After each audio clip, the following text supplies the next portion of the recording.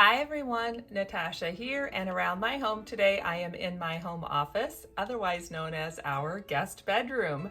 Welcome to Friday, the first Friday of July. We have had some stormy weather mixed with, of course, the heat and humidity that a Midwest summer brings. But we're enjoying the start of July and kind of settling into our new routines now that summer school is over. And I'm excited to be moving on to the next card in our beautifully organized in 52 weeks card deck by Nikki Boyd. So stay tuned for more and welcome to my guest bedroom.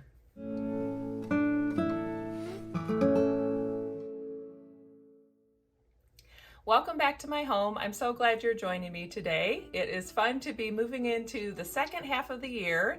We are on to card number 26 out of the card deck. So that means we're halfway through the 52 weeks and halfway through the 52 cards. And week number 26, Nikki talks all about how to make your guest bedroom feel a little more warm and welcoming and beautifully organized, of course. She has some tips and tricks, things like making sure the space feels cozy and welcoming. Here in our guest bedroom, we have a comfortable bed. We have a little collection of books for reading. There's space in the closet if they would need to hang or store anything. And of course, it's functioning as my home office as well. So there's some dual purpose going on in this room.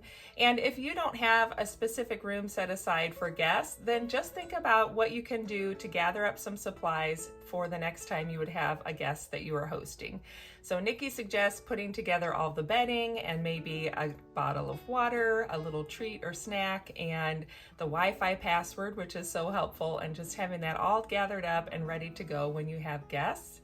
So I'd love to hear in the comments down below what kinds of things you like to do when you are hosting. I know I always like to make sure I have some baked treats, like my famous grandma's homemade chocolate chip cookies. I'll have the video linked down below so you can see that recipe and see how we make those. Those are something that for years now we love to bake up a batch anytime we have someone staying with us.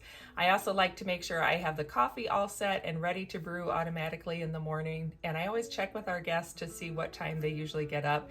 So that way, even if it's earlier than when I get up, I can set the timer on my coffee maker and just have it ready to brew so they can get up and help themselves to coffee and enjoy their morning. Some other things you can do is if you have someone staying with you and you know they want to do a little bit of sightseeing, maybe check with your little community if you have a chamber of commerce or a visitor center or a downtown district, and gather up a brochure or two so that you have something to hand them and they can go off and do some sightseeing on their own. Or you could even just chat with them about some of your favorite local spots that you like to visit. I think those little personal touches are one of the things that make hosting a guest really feel special. So if it's family or a friend, you can really customize it to be exactly what they're looking for in their stay. And of course, a lot of times they're just coming to visit you and spend some time with you. So it's fun to have little snacks around so you don't have to do a whole lot of cooking. Just have some things ready to go and you can enjoy your time with your guest as well. So share with me in the comments down below what kinds of things you'll be working on this week as you prepare a space for guests or make a plan for what you'll be doing the next time you're hosting a guest. I'd love to hear in the comments if you have any special things you like to do as a host. And of course, share how the process is going for you overall, since we are at the midway point and halfway through our 52 weeks of challenges. I know I am feeling like there's a lot of spaces in my home that I had sort of neglected, and now we have gotten in there, done a little decluttering, done a little cleaning and reorganizing, and things are feeling better overall around my home. So with that, let's tuck our card in the back of the box, and that way we'll be ready for next week, week number 27. We're moving on to a little bit different space next week, so stay tuned for that. And of course, I'll be back with you on Sunday for a planning video. And if you have any special requests for things you'd like me to share in my planning videos, definitely drop me a comment, let me know.